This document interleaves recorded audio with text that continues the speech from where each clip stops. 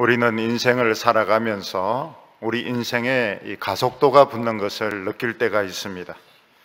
자전거를 타고 가다가 내리막길을 달리면 점점 속도가 빨라지는데 좋을 수도 있고 나쁠 수도 있습니다.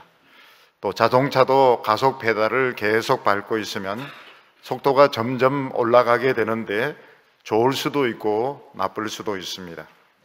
우리에게 이런 인생의 가속도는 좋은 점도 있는가 하면 나쁜 점도 있습니다. 어떤 분이 좋지 않은 이런 사랑에 빠졌는데 가속도가 붙으면 통제할 수 없는 이런 죄의 수렁에 빠지게 됩니다. 어떤 사람이 도박이나 또는 뇌물 같은 이런 좋지 않은 버릇에 손을 대게 됐는데 거기에 가속도가 붙게 되면 양심의 가책도 얻게 되고 적극적으로 죄를 짓는 이런 구렁텅이에 빠지게 됩니다. 근데 좋은 가속도도 있습니다. 학생이 공부에 가속도가 붙게 되면 공부를 더 잘하게 되고, 또 성도가 성경을 읽고 또 예배 드리는데 가속도가 붙게 되면 더욱더 많은 성경을 읽게 되고 또 설교 말씀을 듣게 되어서 신앙이 많이 자라게 됩니다. 시편 111편은 하나님께 예배를 드리는데 갑자기 불이 붙으면서 이 가속도가 붙는 이런 시인 것을 알 수가 있습니다. 우리가 별 생각 없이 시편 111편을 보면 지금까지 수도 없이 말씀해온 하나님의 성품에 대해서 또다시 이야기하는 것처럼 생각되게 됩니다. 1절 말씀을 이렇게 보면 할렐루야, 내가 정직한 자들의 모임과 회중 가운데서 전심으로 여호와께 감사하리로다, 이렇게 말씀하고 있는데, 여기 나오는 할렐루야가 보통 할렐루야가 아닌 것입니다. 정직한 자들의 모임, 성도들 가운데서 지금까지 예배를 쭉 드려왔습니다. 평범한 예배를 드려왔는데 어느 한순간 신앙에 불이 붙으면서 하나님에 대하여 깊은 이해를 하게 되고, 그러면서 이 할렐루야가 터져 나오게 되는 것입니다. 사도 바울은 디모데에게 편지를 쓰면서 디모데 후서 1장 6절에 이런 말을 하고 있습니다. 그러므로 내가 나의 안수함으로 내 속에 있는 하나님의 은사를 다시 불붙게 하려고 한다, 이렇게 말씀하고 있습니다. 사도 바울이 디모데에게 다시 안수를 한다고 하는 것은 또 찾아가서 머리에 손을 얹고 기도하는 것을 말하지 않습니다. 지금 이 하나님의 말씀을 가지고 편지를 써서 하나님 말씀을 읽게 하고 은혜 받게 하는 것을 안수받는 것이라고 말하고 있습니다. 그래서 이 하나님의 말씀을 가지고 디모데의 머리에 안수를 해서 디모데에게 지금 침체되어 있는 하나님의 은사, 마음속에 이 지금 가라앉아 있는 하나님을 신뢰하는 마음, 하나님을 향한 뜨거운 열정이 불붙게 하려고 한다, 이런 말을 하는 것을 볼 수가 있습니다. 그래서 우리는 머리에 꼭 손을 얹어야 안수 기도가 된다고 생각할 필요가 없습니다. 우리가 하나님의 말씀을 듣고 하나님의 말씀에 흠뻑 젖을 때, 우리의 머리로부터 온 몸이 하나님의 말씀에 흠뻑 젖게 될 때, 그때 우리는 다시 안수받는 것이고 하나님의 능력으로 우리가 다시 한번 이 가속도가 붙게 되는 것입니다. 이 미국 사람들은 이 샤워라는 이런 행사를 많이 하는 것을 볼 수 있습니다. 결혼하기 전에 신랑과 신부 따로 친구들이 모여가지고 같이 막 노는 것을 브라이드 샤워, 이런 식으로 신부에게 모여서 막 노는 것을 브라이드 샤워, 이렇게 이야기를 합니다. 그리고 아기를 임신했을 때 또 친구들이 그 아기 용품들 가지고 막 모여와가지고 음식도 먹고 놀고 축하해주고 이러는 것을 또 베이비 샤워, 이렇게 해서 베이비 샤워를 해가지고 베이비를 막 씻기고 이러는 것이 아니고 그걸 축하해주는 것을 말하는 것입니다. 오늘 우리들에게도 마찬가지입니다. 하나님의 말씀으로 흠뻑 젖어드는 것이 하나님의 샤워고 성령의 샤워이고, 이게 안수받는 것이고, 우리 속에 하나님에 대한 열정과 믿음이 불붙어 오르면서 우리 신앙의 가속도가 붙게 되는 것입니다. 이 시편 111편은 그 특징이 무엇인가 하면 이 알파벳 순으로 그 한 줄 안에 보면 이 행이 2개 내지 3개가 있습니다. 처음에는 2개고 나중에는 3개가 나오는데 그 첫 단어를 알파벳 순서로 이렇게 쭉 정돈을 해놓은 것을 볼 수 있습니다. 그래서 우리말로 이렇게 읽으면은 강조점이 잘 나타나지가 않습니다. 근데 히브리서로 읽으면, 그래서 제가 막 히브리로 읽고 이런 건 아닙니다. 히브리 시를 이렇게 읽으면은 딱 그게 나옵니다. 이게 한 행마다 순서대로 알레, 베트, 기멜 이런 식으로 첫자가 딱 정돈이 되어서 이 한 단어 한 단어를 강조하고 있는 것을 볼 수가 있습니다. 그래서 처음에 할렐루야 하는 것은 이거는 알파벳에 들어가지 않습니다. 할렐루야 하는 것은 하나님을 향한 감동과 열정이 그냥 터져 나오는 것입니다. 할렐루야 이렇게 해놓고 난 뒤에는 내가 정직한 자들의 모임과 할 때 내가 강조가 되고 있습니다. 내가 알파벳 첫자로 되어 있고, 회중 가운데서 전심으로 할 때 전심의 첫자가 또 두 번째 알파벳으로 되어 있는 것을 볼 수 있습니다.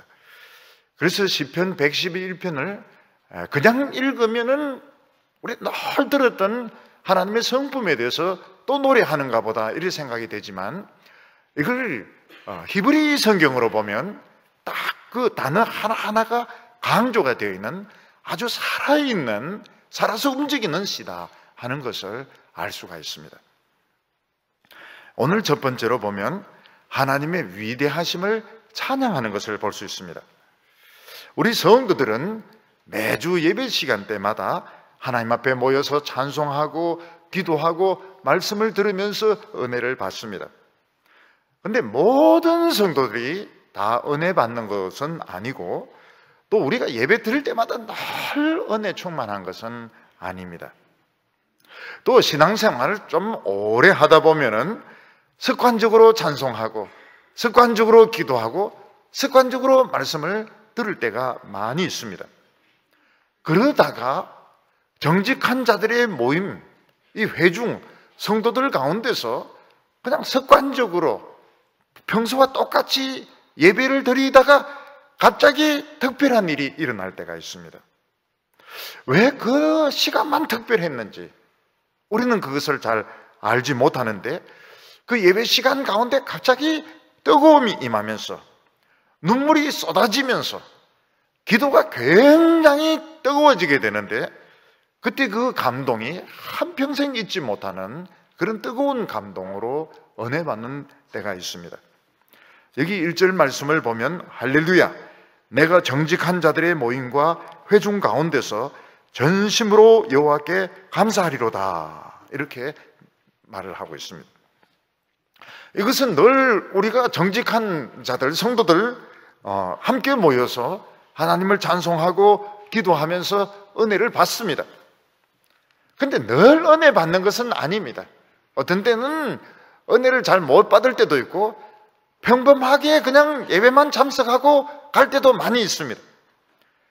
그러다가 어느 때 특별하게 하나님이 우리 마음에 감동을 주시는 때가 있습니다.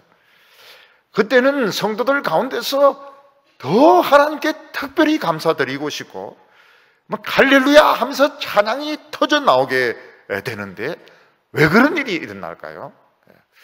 늘 평범하게 예배 드렸고 습관적으로 예배를 드렸고 은혜를 그냥 못 받고 갈 때도 있었는데, 어떤 날은 가슴이 막 뜨거워지고 하나님이 생생하게 느껴지게 되고 할렐루야 하면서 막 힘을 다해서 하나님을 찬송하고 기도할 때도 막 간절하게 기도가 될 때가 있습니다. 어떻게 해서 그런 때가 있을까요? 그것은 이제 최근에 하나님께서 나를 위하여 특별히 일하신 것을 경험했을 때 그 은혜 받은 그 특별한 경험과 예배가 매칭이 되면서 불이 붙을 때가 있는 것입니다. 무슨 말인가 하면 우리가 말씀을 듣고 기도를 하지만 하나님이 조용하게 계실 때가 많이 있습니다. 하나님이 움직이시지 않고 그냥 조용히 모든 것을 그냥 보고만 계시고 또 우리 기도해도 금방 응답 안 하시는 것 같은 그런 때가 있습니다.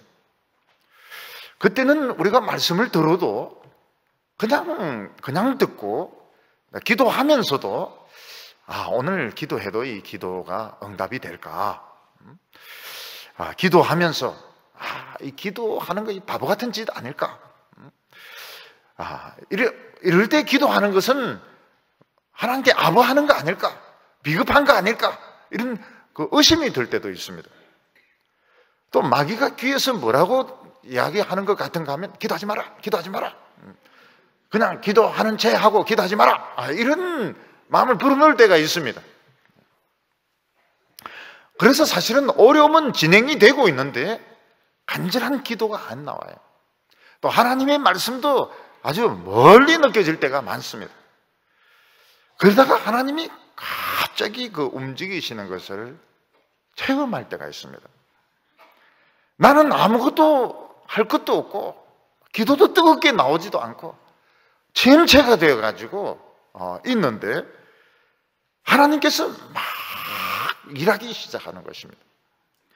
마치 하나님께서 내 앞에 상을 차려놓고 하나님이 나를 주인으로 대접해 주듯이 하나님이 막 일을 하시는 것이 보이는 것입니다. 하나님이 사장에게도 압력을 넣으시고 거래처에도 압력을 넣으시고 병원에도 압력을 넣으시고 여러 사람들에게 막 압력을 넣어서 하나님이 막 움직여서 일이 되게 하는 때가 있습니다. 그때 참 신기한 생각이 듭니다.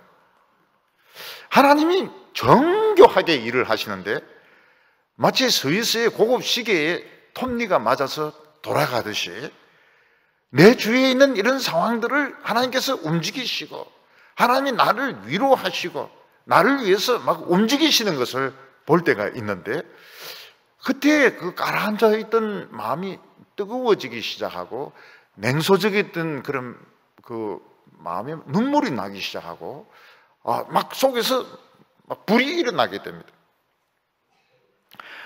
다윗은 시편 23편에서 뭐라고 이야기하고 있는가 하면 주께서 원수의 목전에 내게 상을 베푸시고 기름을 내 머리에 부으셨으니 내 잔이 넘치나이다. 하나님께서 가만히 계실 때는 잔치상이 무엇입니까?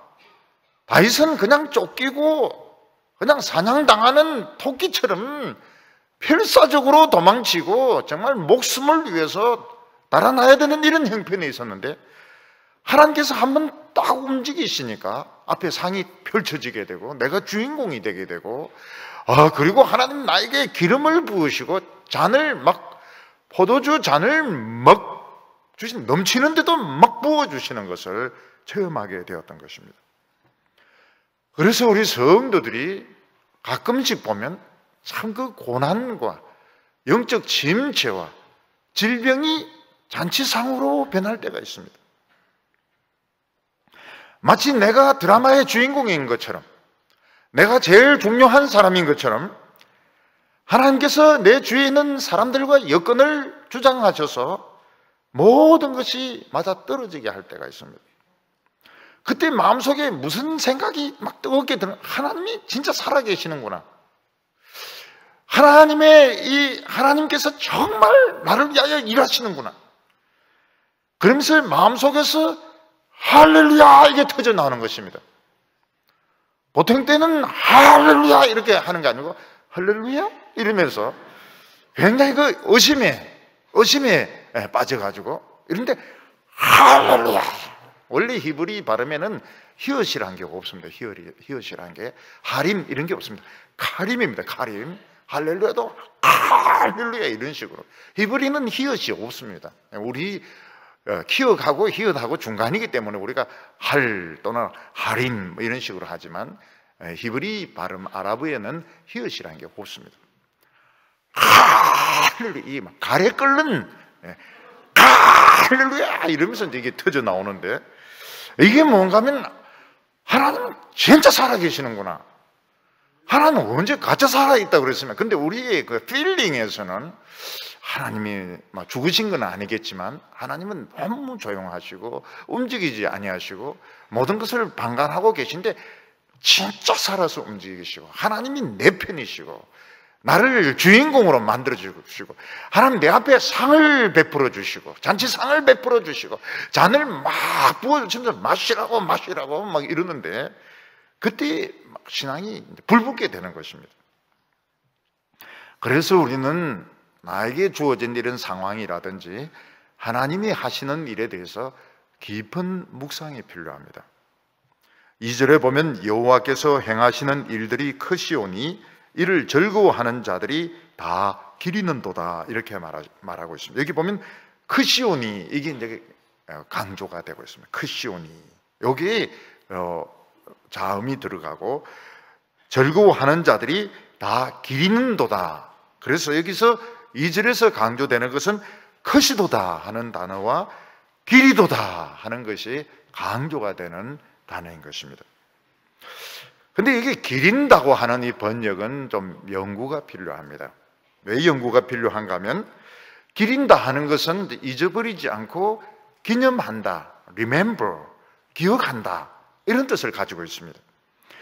근데 옛날 이제 개역 성경에는 뭐라고 되어 있는가 하면 연구한다, 이렇게 되어 있습니다. 그러니까 이 뜻이 많이 달라요.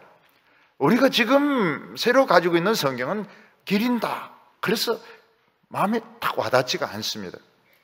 근데 옛날 읽던 개역 성경은 연구한다, 이렇게 되어 있어가지고 하나님이 하시는 일, 내게 일어난 일들은 연구할 필요가 있구나, 좀 깊이 생각할 필요가 있구나, 근데 이런 의미를 던져주는 것입니다. NIV 영어 성경에는 보면 묵상한다, ponder, 묵상한다, 이런 식으로 번역하고 있습니다. 그래서 오늘 제목도 보면 하나님의 은혜를 묵상한다, 이렇게 되어 있는데, 저는 이제 지금 우리 쓰고 있는 이 번역을 따르지 않고 영어 번역에 좀 더 가깝게 보고, 또 옛날 성경, 옛날 개역 성경이 좀 더 우리로 하여금 본문을 좀 유심히 보게 하는, 하나님의 즐거워하는 자들이 하나님의 일을 연구한다 또는 묵상한다, 이게 좀 더 마음에 와닿는 것 같고, 기린다, 애가 뭐 기리는 것 같은 이런 생각이 들면서 그냥 쉽게 넘어갈 수가 있는데, 그거는 이제 이 번역에 있어가지고 좀 이제 뉘앙스에 상당한 차이가 있습니다. 기린다고 하는 것과 연구한다 또는 깊이 묵상한다 하는 것은 차이가 있는 것입니다. 이게 무슨 뜻인가 하면, 우리에게 지금 되어지고 있는 일, 이것을 속단해서는 안 된다는 것입니다. 오늘 우리 성도 한 사람 한 사람은 자기에게 일어나고 있는 일을 너무 쉽게 생각하는 경향이 있습니다. 그래서 기린다, 연구한다, 묵상한다 반대말이 뭔가 하면 속단한다 하는 말입니다. 오늘 우리는 우리에게 되어진 일들을 너무 쉽게 속단을 해서는 안 됩니다. 왜냐하면 하나님은 우리에게 깊은 생각을 가지고 계시고 우리에게 그런 일들이 일어나도록 하시기 때문입니다. 우리는 처음 우리에게 일어난 일들이 이해가 되지 않습니다. 저는 처음에 중학교 시험 떨어졌을 때 정말 이해가 안 됐어요. 왜 내가 서울까지 와가지고 중학교 시험에 떨어져야 되는가? 그걸 이해를 할 수가 없었습니다. 이해를 할 수가 없었어요. 정말 이해가 되지 않았습니다. 그런데 양계장에 깊은 뜻이 있었다는 것을 제가 알게 되었습니다. 제가 얼마나 닭을 사랑하고 닭대가리를 좋아하는지, 참, 제가 막 그 명문 중학교 나오고 명문 고등학교 나오고 이렇게 했으면 굉장히 그 기계적인 사고방식을 가졌을 가능성이 굉장히 많습니다. 그러나 저는 양계장에서 놀았기 때문에 굉장히 그 생각이 불이합니다. 불이하고 그런 틀에 사로잡히는 걸 굉장히 싫어해요. 지금도 마찬가지입니다. 틀에 사로잡히는 이런 거 아주 싫어합니다. 틀에 자유로운 거, 아주 자유로운 거. 다 그 닭들이 가르쳐준 것인데, 그때는 정말 이해가 되지 않았습니다. 이해가 되지 않았고, 청년 때도 하나님 위하여 열심히 일하고 싶었는데 하나님께서 그 길을 막으시고 그걸 좌절을 시켰을 때 정말 이해를 할 수가 없었습니다. 하나님 정말 이해가 안 되었습니다. 내 세월이 많이 지나고 난 뒤에 보니까 참 그 하나씩 이해가 되기 시작했습니다. 하나님이 그 어떤 그 엘리트 코스, 그리고 내가 원했던 그게 길이 아니었고, 또 굉장히 그 좁은 사고방식을 가지는 그런 길이었던데, 하나님은 그걸 주시기를 원치 않으셨던 것입니다. 하나님께서는 우리를 원치 않는 길로 데리고 가시고 원치 않는 고난을 주셔서 하나님의 의로우심을 나타내기를 원하십니다.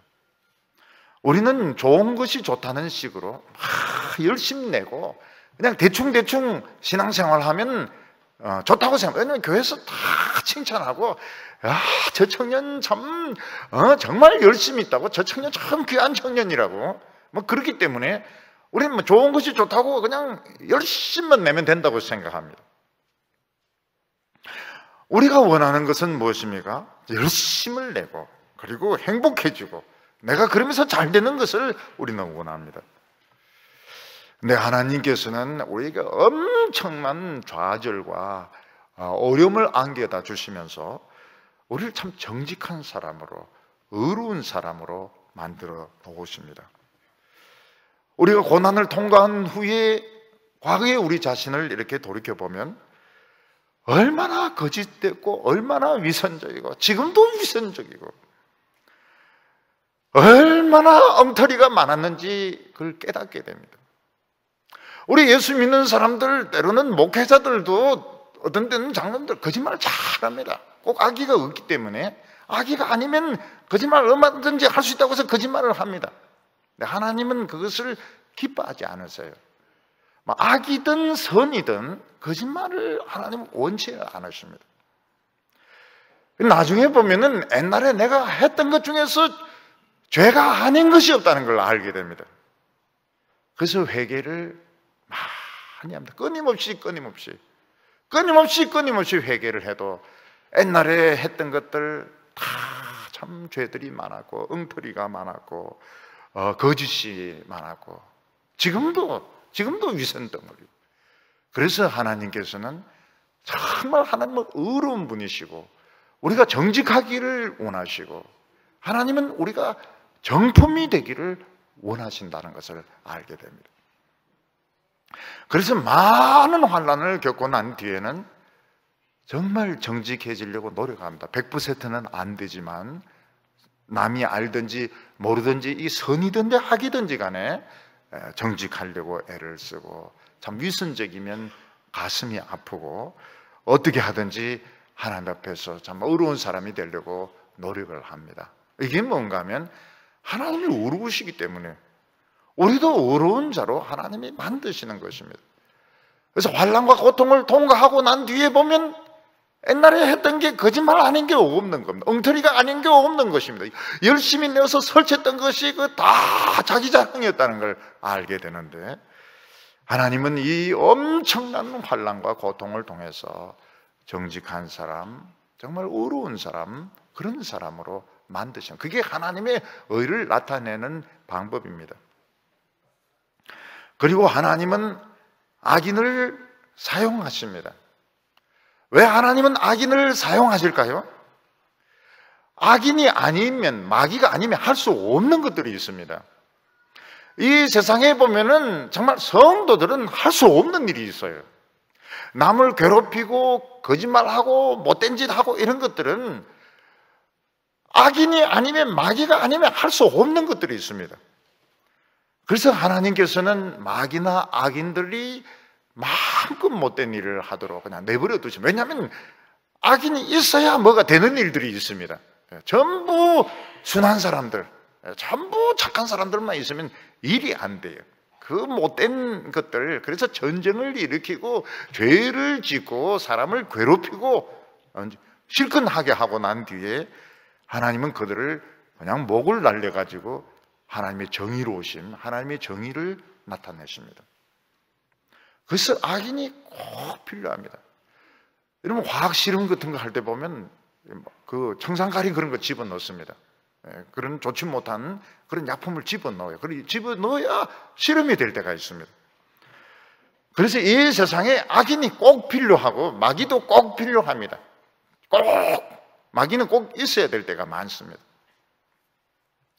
하나님은 악인을 사용하시고 마귀를 사용하셔가지고 정의를 실현하십니다. 그때 우리 성도들이 말려들면 안 됩니다. 마귀에게 말려들면 안 되고 악한 자들에게 말려들면 안 됩니다. 그때 필사적으로 기도하게 되고 말씀을 붙들게 되는데 그게 바른 자세인 겁니다. 필사적인 게 맞는 자세인 겁니다. 그래서 우리가 우리 자신에게 일어나는 일, 성도들에게 일어나는 일, 하나님이 하시는 일은 연구가 필요합니다. 연구가 필요해요.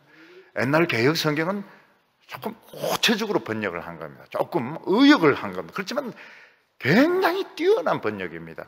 좀 더 본문에 가깝게 하려면 이제 깊은 묵상이 필요하다 이러는데 사실은 그 의역 중에서 굉장히 뛰어난 의역이 옛날 이 개혁 성경인 것입니다. 그래서 우리는 이 하나님이 하시는 것을 보려고 하면 끝까지 기다려야 되고 끝까지 살아남아야 됩니다.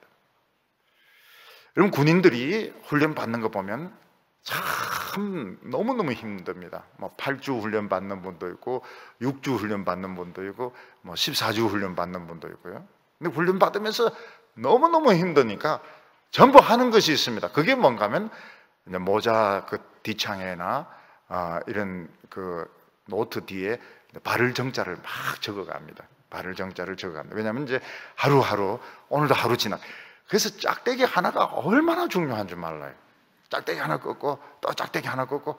그래서 하루하루 첫 주는 정말 도무지 이 훈련 기간 동안 살아남을 수 있을까 굉장히 걱정을 합니다. 근데 이제 어느 순간 발을 정자가 다 쳐지면서 나중에는 이 훈련이 마쳐지게 됩니다. 근데 우리 훈련 받을 때 보니까 결혼한 사람도 있어요. 결혼한 사람도 있는데 부인도 보니까 부인도 발을 정자 막 하고 있습니다. 우리 남편이 언제 훈련 마치나 해가지고 남자는 모자 뒤에 이제 이 발을 정자를 쓰고 부인은 달력에다 발을 정자를 쓰고요. 그래서 우리 성도들은 어떻게 하는가 하면 끝까지 살아남아야 됩니다. 끝까지 자존심 죽이고 누가 뭐라고 하더라도 열받지 말고 끝까지 살아남아야 하나님이 하시는 놀라운 것을 보게 됩니다. 쉽게 포기하면 안 됩니다. 쉽게 확 죽어버려야 되겠다 그런 소리 하면 안 됩니다. 끝까지 살아남아서 하나님이 그 귀한 것을 봐야 되는 것입니다. 3절에 보면 그의 행하시는 일이 존귀하고 어미하며 그의 의가 영원히 서 있도다. 여기서 강조되는 단어는 존귀하고 그의 의가 여기에 강조가 되고 있습니다. 존귀하고 어미하시다고 하는 것은 출애굽 때를 염두에 두고 말하는 것입니다. 하나님이 이스라엘 백성들을 출애굽시키실 때에 이스라엘 백성들이나 애굽의 바로나 애굽 사람들은 비교가 되지 않았습니다. 애굽의 바로는 최고로 권세 있는 자였습니다. 애굽의 신하들은 최고의 엘리트들이었습니다. 애굽 사람들은 최고로 잘 사는 사람들이었습니다. 걱정거리가 없는 사람들이었습니다. 거기에 비해서 이스라엘 백성들은 천하디 천한 사람들이고 아기를 낳아도 남자 아기는 버려서 죽여야 되고 남녀노소 할 것 없이 강제 노동을 당하고 멸망당할 수밖에 없는 아주 불쌍한 사람들이었습니다. 그런데 하나님은 이스라엘 백성들 편이었습니다. 하나님께서는 10가지 재앙을 일으켜서 애굽을 초토화시키시고 그 애굽 사람들이 이스라엘이란 말만 들어도 히브리인이란 말만 들어도 벌벌 떨 정도로 나중에 이스라엘 백성들이 출애굽할 때 그냥 달라고 하면 다 줍니다. 그냥 옷이라든지 폐물이라든지 달라고 하면 다 줄 정도로 이스라엘 백성들을 두려워하게 되었고 결국은 하나님은 홍해를 갈라서 거기에 바로와 그 신하들, 병사들을 거기에다 멸망을 시켰던 것입니다. 여기 하나님의 의가 영원히 서 있도다. 하나님의 의가 영원히 서 있다는 말이 무엇입니까? 하나님의 백성들이 죽지 않고 망하지 않고 살아남는 것을 말하는 것입니다. 하나님의 백성들이 다 죽어버리면 하나님의 의는 성립이 되지 않습니다. 그래서 하나님께서 시내산 밑에서 금송아지를 만든 이스라엘 백성들을 멸망시키려고 할 때 모세가 안 된다고 했습니다. 그러면 하나님의 의로우심이 없어진다고 했습니다. 하나님의 백성들이 망하면 하나님의 의로우심이 성립이 되지 않습니다. 그래서 오늘도 하나님의 백성들은 망하지가 않습니다. 환난은 당하고 어려움은 당하지만 망하지 않습니다. 그래서 오늘날 정부가 어떻게 하고 정부 관리들이 어떻게 하고 있는데 군지렁거리면 안 됩니다. 구시렁거리면 안 돼요. 구시렁이 맞는지 군지렁이 맞는지 그건 모르겠지만은 뭐 정부가 하는 것이 어떻다고 구시렁거리고 군지렁거리고 이렇게 하면 안 돼요. 왜냐하면 지금은 환난의 때입니다. 하나님이 지금 연단을 하고 있는 것입니다. 젊은이들을 연단하고 있고 기업인들을 연단하고 있고 목사들을 연단하고 있고 성도들을 연단하고 있는 때이기 때문에 지금은 군지렁거리면 안 돼요. 그냥 묵묵하게 그냥 참고 감당을 해야 됩니다. 그러면은 하나님의 의가 성립이 되는 겁니다. 불의한 자는 하나님이 심판하실 것이고 믿음을 가진 자들은 하나님께서 회복을 시켜주시는 거기 때문에 지금은 군지렁거리면 안 됩니다. 군지렁거리는 거 봤습니다. 우리 아무 소리 안 하잖아요. 우리 아무 소리 안 합니다. 우리 아무 불평 안 합니다. 묵묵하게 참고 있습니다.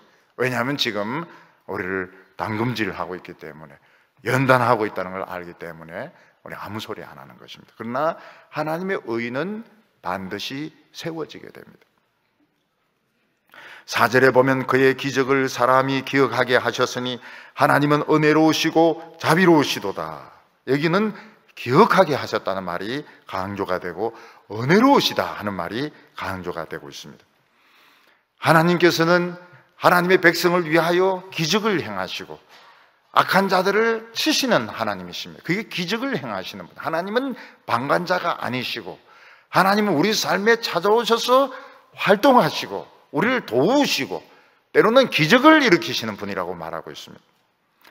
그런데 한번 생각을 해보시기 바랍니다. 우리가 어떻게 자비의 대상이 될 수 있느냐?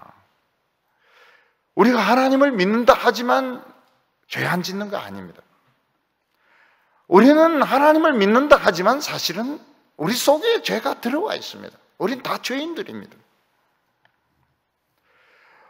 하나님께서 모든 사람들을 심판하실 때 우리가 어떻게 자비의 대상이 될 수 있느냐? 하나님이 어떻게 우리의 죄를 덮으시고 우리보다 훨씬 더 똑똑하고 훌륭한 사람들은 다 심판하시는데 똑같은 죄인인데 똑같은 허물이 많은 자들인데 어떻게 하나님은 우리에 대해서 죄 지었습니다, 용서해 주십시오, 그 말만 하면 다 용서를 해 주실까 하는 것입니다. 어떻게 우리가 자비의 대상이 되었는가? 그것은 미스터리입니다. 미스터리입니다. 저희들의 모든 죄가 다 까불러진다면 세상 사람들보다 크게 나은 것은 없을 겁니다. 저희들도 다 위선자들이고 다 죄인들입니다. 우리는 믿음이 흔들릴 때가 많습니다. 하나님 말씀 들으면서도 거부할 때도 많습니다.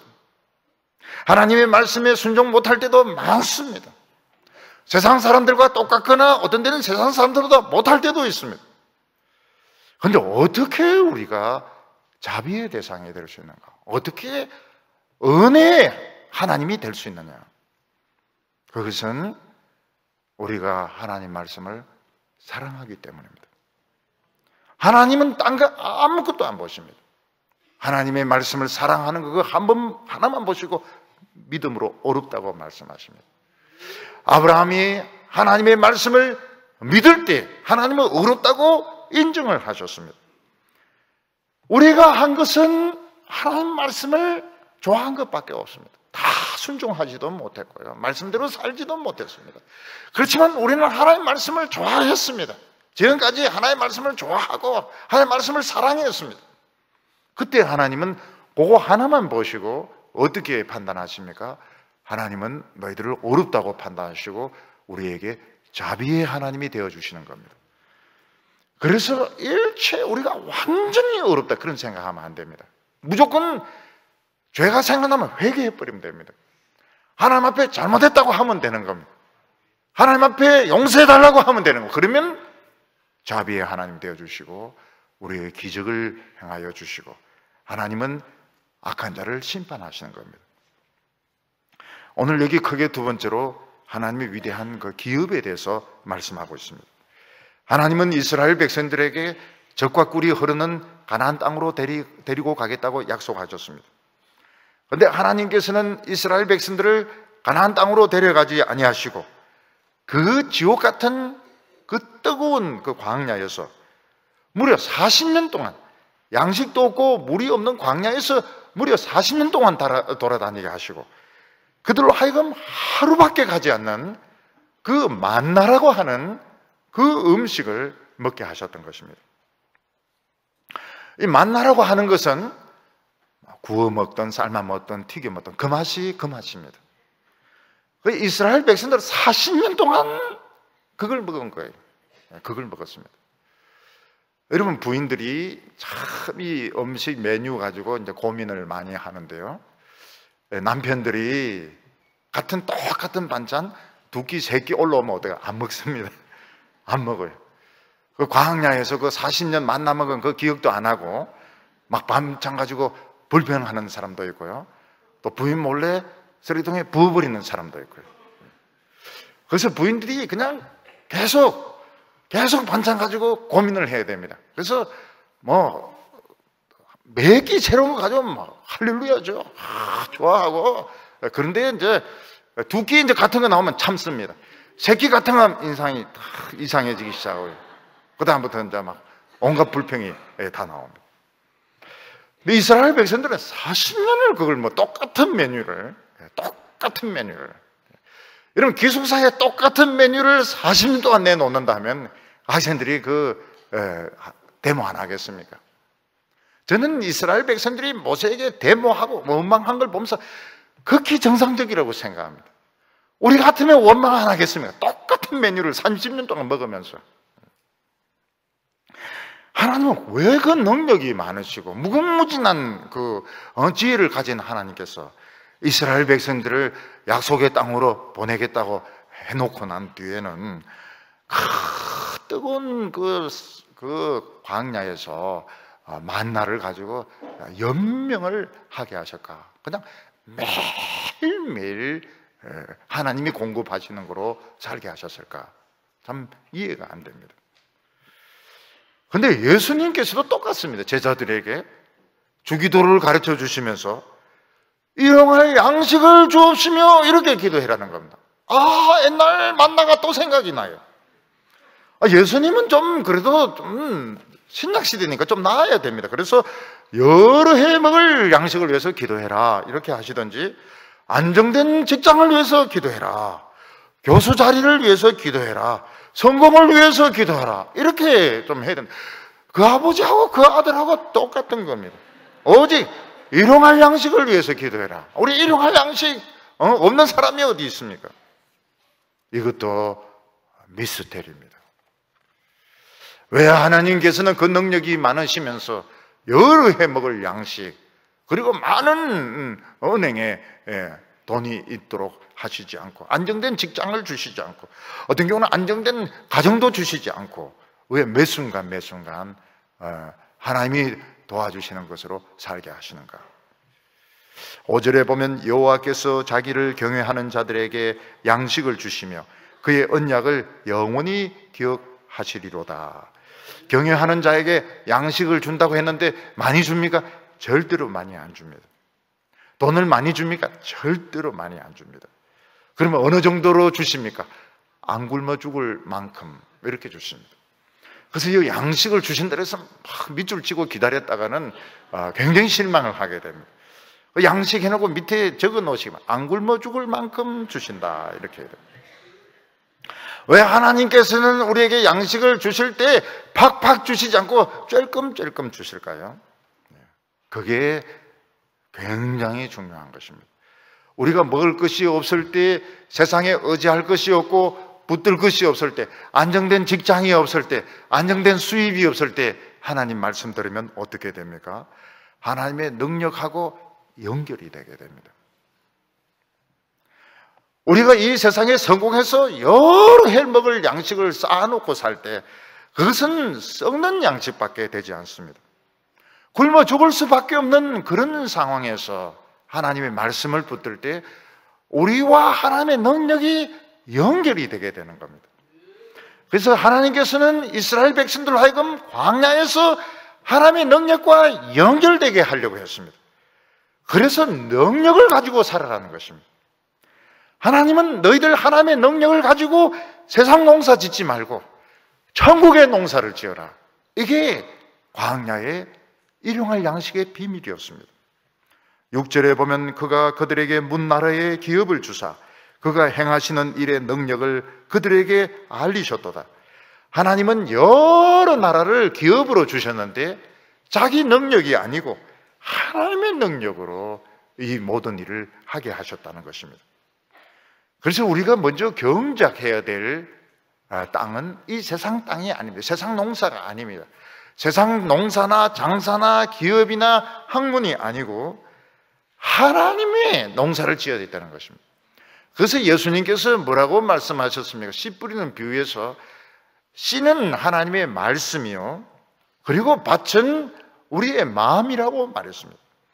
하나님의 말씀을 듣고 믿음으로 농사 지은 사람은 100배, 60배, 30배 혹은 30배, 60배, 100배의 결실을 거두게 되는데 이것은 하나님의 능력의 열매를 말하는 것입니다. 천국의 농사를 지은 사람을 말하는 것입니다.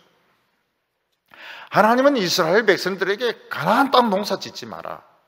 너희들 하나님의 능력과 접속을 해가지고 하나님의 나라의 농사를 짓고 그 중에 한 부분이 가나안 땅이라는 것입니다. 하나님은 이스라엘 백성들이 모세의 율법을 가지고 말씀의 농사를 짓기를 원했습니다. 기도의 농사를 짓기를 원했습니다. 그래서 만나를 주신 겁니다. 만나를 먹으면서 말씀을 들고 팔 때 하나님의 능력과 접속이 되면서 율법 속을 파고 들어가게 되는 것입니다. 그런데 이스라엘 백성들은 오직 가나안 땅의 농사, 포도 농사, 그리고 무화과 농사, 밀 농사만 원했기 때문에 망하는 것입니다. 오늘 우리나라에 재벌들이 있는데 많이 부러워합니다. 재벌 부러워하지 마세요. 그 사람들은 사업에 농사만 지은 것입니다. 스포츠로 엄청나게 유명한 사람들이 있습니다. 그는 운동의 농사만 지은 것입니다. 정치로 유명한 사람들이 있습니다. 권력을 쥐고 막 흔듭니다. 그 사람들은 정치의 농사만 지은 것입니다. 하나님께서는 우리에게 일용할 양식으로 말씀의 농사를 짓고 천국의 농사를 지어서 좋은 밭이 되어서 30배, 60배, 100배의 결실을 맺을 때 하나님은 세상 농사도 주시겠다고 약속을 하셨습니다. 그 늦은 나이에 스포츠해가 뭐합니까? 그 늦은 나이에 음악해가 뭐합니까? 그 늦은 나이에 공부해서 뭐합니까? 진짜 귀한 것은 늙어서 하는 겁니다. 늙어서 하는 겁니다. 연애도 늙어서 하는 게 그게 진짜 연애입니다. 그러면 우리가 이미 지금 일용할 양식 말고 지금 양식이 지금 많이 있는데, 그리고 요즘 쌀을 안 먹는데, 지금 다이어트 추세인데, 지금 돈이 있는데, 그럼 어떻게 해야 됩니까? 그걸 중요하게 생각을 하면 안 됩니다. 성공했든지 성공하지 못했든지, 돈이 있든지 없든지, 그거는 중요하지 않게 자꾸 생각을 하도록 만들어야 됩니다. 자꾸 돈을 생각하고 돈을 불릴 생각을 하고 자꾸 성공하려고 생각하면 천국 농사가 안 되는 거예요. 그냥 그거는 하나님이 주신 것이고 열심히 말씀을 사랑하고 그냥 하나님만 의지하고 돈이 없는 것보다는 있는 게 낫습니다. 불안정한 것보다는 안정된 것이 좋습니다. 하나님이 안정을 주시고 돈을 주실 때 그만큼 더 열심히 말씀을 들고 파고 더 설교 말씀, 그러면 문제가 없어요. 그냥 부자가 되지 말아야 되고 예수 믿는 사람들은 다 학교를 중퇴당해야 되고 다 노숙자가 돼, 그런 뜻이 아닙니다. 그걸 자랑을 하고 그걸 가지고 의지를 하고 또 그걸 가지고 성공한 것으로 축복받은 것으로 이야기를 할 때 그것은 아주 이 하나님의 능력을 놓친 것입니다. 그래서 이 갑질하면 이건 놓친 거예요.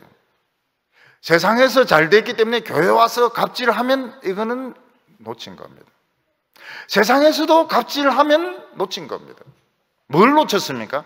하나님의 능력을 놓친 것입니다. 그리고 중요한 사람이 아니에요. 그 사람은 하나님의 눈에는 전혀 중요하지 않습니다. 악인은 뭐가 같다고 했습니까? 바람에 나는 개와 같다. 악인이 꼭 나쁜 사람은 아닙니다. 꼭 나쁜 사람이 아니에요. 그 악인은 무엇을 말합니까?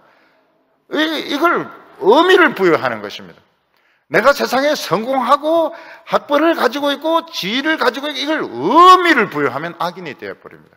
그리고 그는 바람에 나는 겨와 같이 아무 가치가 없는 사람으로 되고 별로 중요하지가 않아요.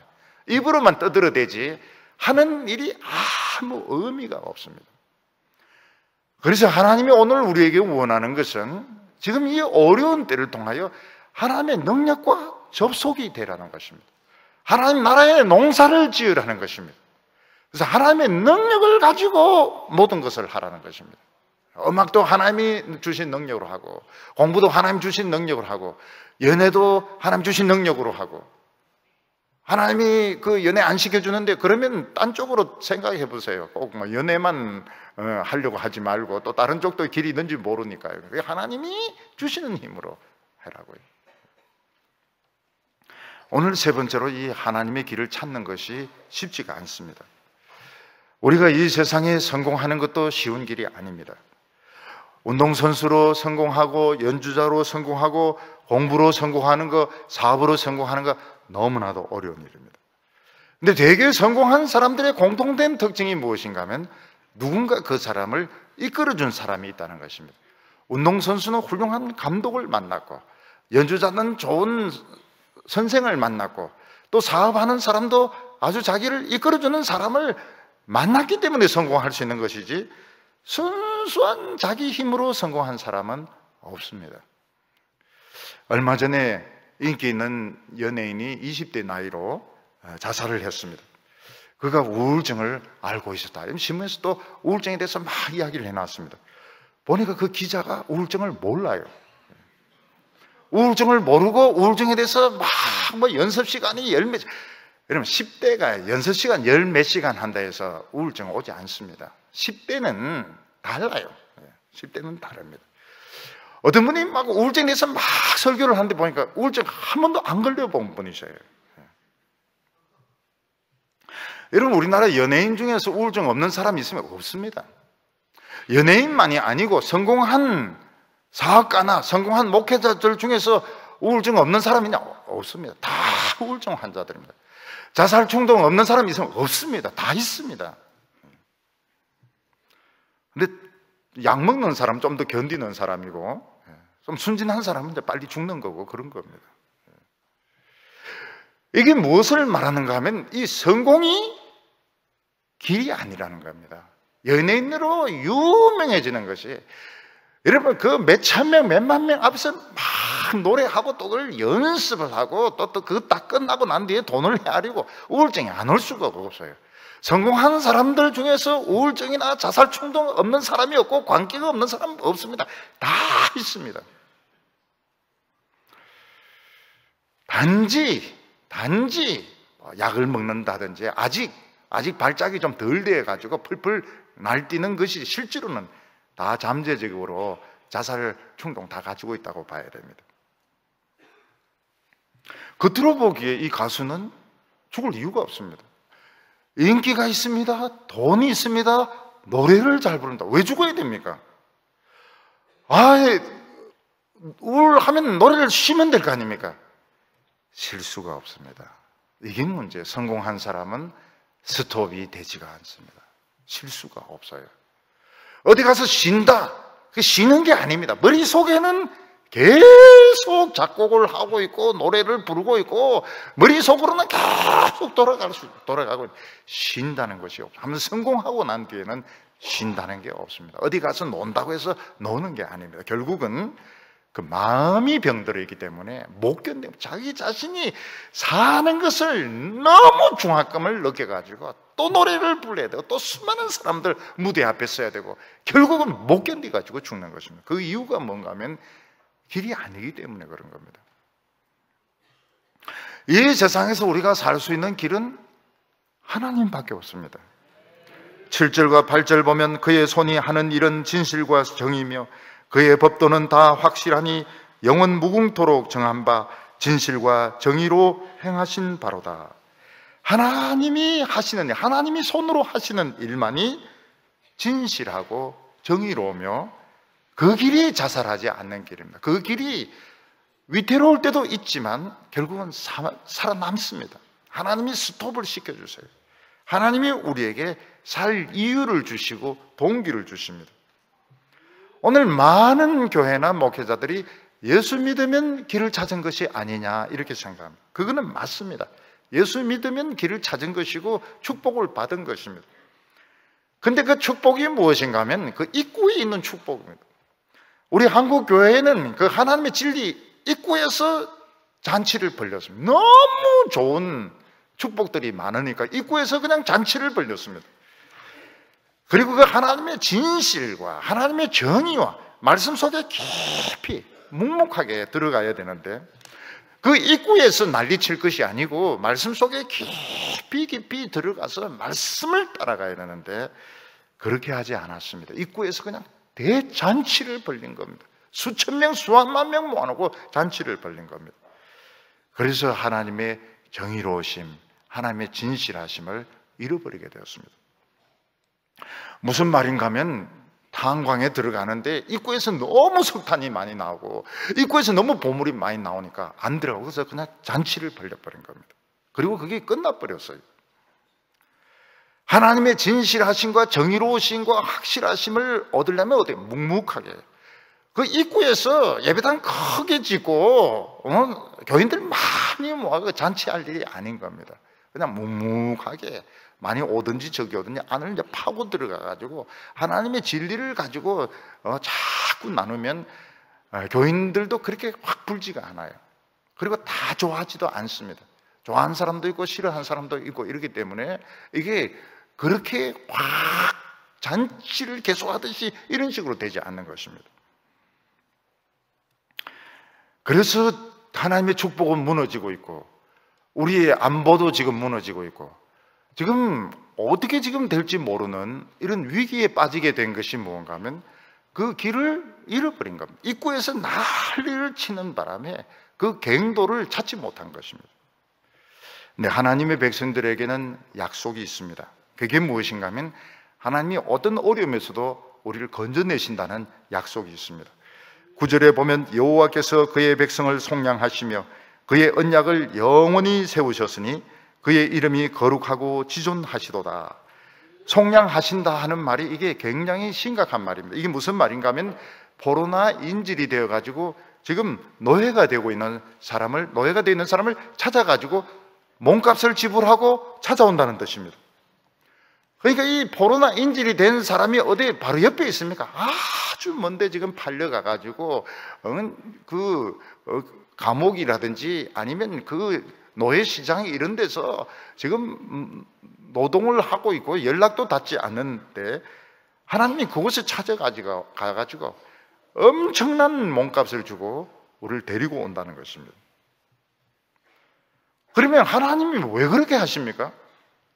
왜 포로로 붙들려가고 자기가 잘못해서 인질이 되어가지고 지금 노예가 되어 있는 사람을 하나님께 그까지 찾아가셔가지고 돈 주고 찾아온 이유가 무엇입니까? 그 사람이 똑똑해서 그런 겁니까? 그 사람이 열정이 있어서 그렇습니까? 그 사람이 성공해서 그런 것입니까? 아닙니다.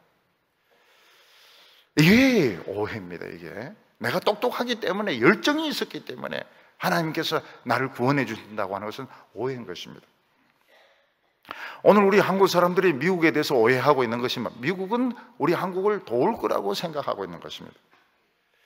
미국은 북한이 쳐들어오면 우리 한국을 지켜줄 거라고 생각하는 겁니다. 굉장한 오해입니다. 미국의 도움 받는 것보다 까다로운 것이 없습니다. 미국을 우리로 돕게 하는 것 굉장히 까다로운 것입니다. 친미하면 될까? 친미해도 안 됩니다. 반미하면 될까? 더 안 됩니다. 이래도 안 되고 미국이란 나라가 굉장히 까다로운 나라입니다.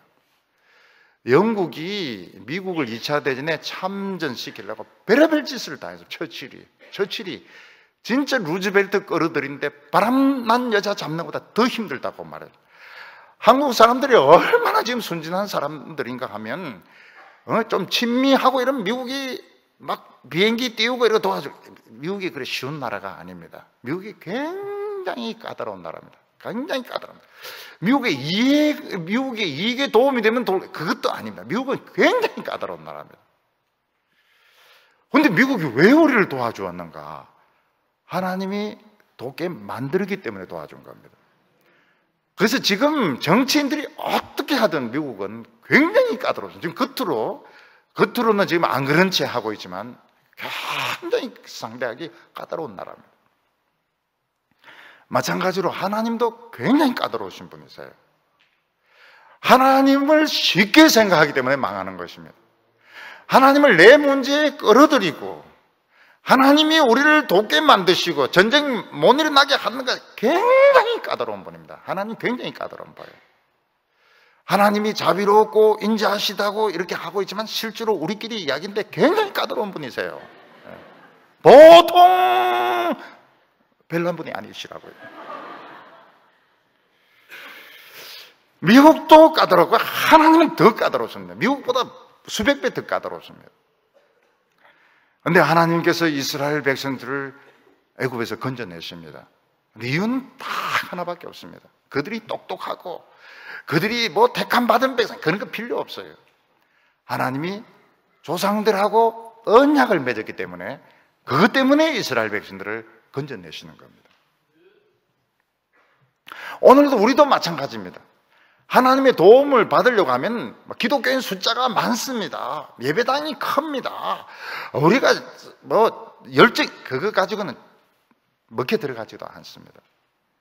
하나님의 언약을 딱 붙들고 늘어져야 되는데 뭐 붙들고 늘어지겠습니까? 요한복음 3장 16절 가지고 늘어지. 그거는 세상을 사랑했다 그러지 우리 사랑했다 이런 소리 안 했거든요. 뭐 가지고 늘어지려고 하면 뭐 가지고 늘어지려고 그래요. 뭐 하나 딱 붙잡고 하나님이 꼼짝 못하도록 그거 딱 붙잡고 늘어져야 하나님이 도우시는데 뭐 가지고 요한복음 3장 16절 가지고 안 된다. 모든 사람을 다 사랑한다고 그랬다고요. 그거 내 있지 않습니까? 이러는데 까다롭다고 하니까 하나님 굉장히 까다로운 분이세요. 우리가 하나님을 끌어들일 수 있는 말씀은 호세아서 말씀밖에 없습니다. 호세아서에 뭐라고 말씀하는가 하면 내가 내 백성 아닌 자를 내 백성이라 부르고 사랑하지 않는 자들을 내가 사랑하리라 그 말씀을 하셨습니다. 그게 로마서에서 사도 바울에게도 그대로 인용이 되고 있습니다. 하나님은 내 백성 아닌 자를 내 백성이라 부르고 사랑하지 않는 자를 사랑하리라고 말했습니다. 우리는 당연히 사랑받는 자가 아닙니다. 우리는 원래 하나님 백성이 아닙니다. 이걸 인정하고 들어가야 됩니다. 우리가 원래 하나님 백성이 아니었습니다. 우리 원래 사랑받는 자가 아니었습니다. 근데 하나님이 우리를 백성으로 삼으셨습니다. 하나님이 우리를 사랑하셨습니다. 책임져야 될 거 아닙니까? 하나님이 사랑했으면 찝찝거리질 마시든지 하나님이 사랑했으면 백성으로 만들어놨으면 책임을 지셔야 될 거 아닙니까? 그래서 책임지라고 막 이렇게 밀고 나가야 되지. 뭐 교회가 크고 기독교인들이 많고 내가 장로가 아닙니까? 장로하는 사람이 어디 있습니까? 저기 순천만에 가니 권사님이라니까 어떤 아줌마 여기 권사 아닌 사람 누가 있습니까? 이렇게 이야기하면 보니까 딴 교회도 권사에서 다 온 겁니다. 권사 아닌 사람 어디 있고 목사 아닌 사람 어디 있고 장로 아닌 사람 어디 있습니까? 그거 가지고 택도 없습니다. 딱 성경 구절 가지고 딱 물고 늘어져야 됩니다. 요엘서에 보면은 노인이나 어린이나 다 모여가지고 옷을 찢지 말고 가슴을 찢으라고 했습니다. 가슴을 찢으라고요. 그래서 옷 절대로 찢지 마시기 바랍니다. 가슴을 찢어야 됩니다. 근데 다행스럽게도 우리 장로님들 중에서 심장 수술 받은 분이 몇 분 계세요. 가슴을 찢은 분이 계신다고요. 그래서 우리는 안심입니다. 가슴을 얼마나 아픈지 몰라요. 그래서 내가 몇 번 물어봤습니다. 정말 아팠다 그래요. 그 다음에 목사님도 가슴 찢으라고 이렇게 이야기하고 저 안 하려고 그래요. 너무 아파가지고. 그래서 우리 지금 금요기도에는 지금 심심해서 하는 거 아닙니다. 심심한 사람 아무도 없어요. 우리 다 바쁘다고요. 요엘서에서 약속을 했기 때문에 옷을 찢지 말고 우리 옷 안 찢습니다. 우리 가슴을 이제 찢는 겁니다. 심장병 환자들이 많아요. 우리 백성 아닌데 하나님이 백성을 삼아 주었어요. 우리 안 믿으려고 그랬는데 하나님이 우리를 요한복음 3장 16절 가지고 믿는다고 하시고, 우리 하나님 사랑을 안 받으려고 그랬는데 사랑을 하시고 책임지셔야죠. 그래 이야기를 해야지. 우린 잘 믿습니다. 잘 믿습니다. 하나님 책임지셔요. 먹혀들지도 않아요. 미국에 먹혀들지도 않습니다. 아주 까다로운 나라입니다. 굉장히 까다로운 나라. 순진해요. 굉장히 순진한 사람이에요. 비행기 몇 대 사주고 이래가지고 도와주라 택도 없는 소리입니다. 10절에 보면 여호와를 경외함이 지혜의 근본이라 그의 계명을 지키는 자는 다 훌륭한 지각을 가진 자니 여호와를 찬양함이 계속되리로다. 진정한 지혜는 하나님을 경외하는 것입니다. 하나님을 경외한다는 하나님을 염두에 두고 사는 것입니다. 하나님을 전제로 하고 사는 것입니다. 내 생각대로 다 하고 난 뒤에 하나님을 찾는 사람들이 많습니다. 내가 일 저질러 놓고 하나님을 찾습니다. 그것은 하나님을 경멸하는 것입니다. 하나님이 굉장히 결과는 잘 돼요. 교회는 부흥됩니다. 사업도 잘 됩니다. 사람들에게 칭찬을 받습니다. 교인들도 많이 옵니다. 그러나 하나님은 굉장히 불쾌하게 생각하십니다. 이거는 하나님을 경외하는 것이 아닙니다. 결국은 길을 잃게 될 거예요. 길이 아니에요. 그거는 길이 아닙니다. 하나님의 길을 찾는 것 굉장히 어렵습니다. 하나님도 아주 까다로운 분이십니다. 그렇지만 그 계명을 지키는 자는 뭐라고 아주 훌륭한 지혜를 가진 자라고 말하고 있습니다. 성공의 길이 아닙니다. 성공의 길이 아니고 성공하든 성공하지 않든 성공의 길을 가면은 다 자살하든지 우울증에 걸리든지 광기에 미쳐서 날뛰게 됩니다. 우리가 그 하나님 말씀을 자연적으로 따라갈 때 그게 훌륭한 지각이고 계속 신앙에 불이 붙어서 여호와를 찬양하는 것이 계속되게 한다고 말씀하셨습니다. 기도드리겠습니다. 거룩하신 하나님 아버지, 어리석고 미련한 저희들을 하나님 앞으로 불러주셔서 감사드립니다. 하나님 아버지, 우리는 위기를 눈앞에 두고 있지만 무엇을 해야 될지도 모르고 어떻게 해야 될지도 모르는 가운데 있습니다. 하나님은 우리의 하나님이 되십니다. 하나님께서 우리에게 부르짖으라고 말씀하셨고, 우리가 하나님의 말씀을 가지고 기도하고 매달릴 때에 하나님께서는 살 길을 열어주신다고 말씀하셨습니다. 오늘 저희들이 하나님께 대해서 부르짖을 수 있는 용기를 주시길 바랍니다. 온 힘을 다하여 기도하게 하여 주시옵소서. 모든 생각과 모든 수치 다 내려놓게 하여 주시고, 하나님 앞에 우리가 살 수 있도록, 이 민족이 살 수 있도록, 우리와 우리 자녀들이 살 수 있도록 부르짖는 성도들 다 되게 하여 주시옵소서. 예수님의 이름으로 기도하옵나이다.